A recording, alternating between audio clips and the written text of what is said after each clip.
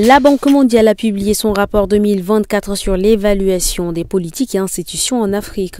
Le Rwanda arrive en tête avec un score de 4,2 points devant le Bénin, la Côte d'Ivoire, le Cap-Vert et le Kenya, tous à 3,9 points.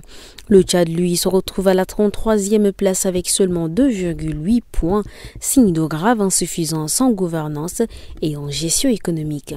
Derrière lui figurent les Comores, la Guinée-Bissau, la Centrafrique, la Somalie, le Soudan, l'Érythrée et le Soudan du Sud, lanterne rouge avec 1,6 points.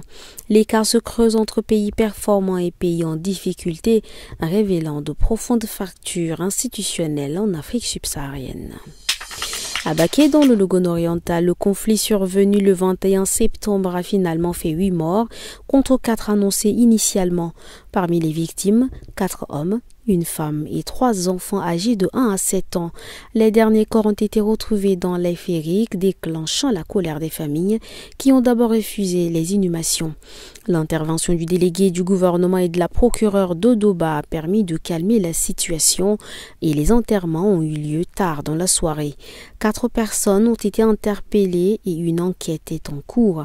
Le calme est revenu, même si la douleur reste vive. En mission à Yorgo, dans le Tibesti, le chef d'état-major général des armées, le général Abakar Abdelkerim Daoud, a rencontré les responsables des groupes de revendication de Miski, dont Mada et Difa Al-Watan.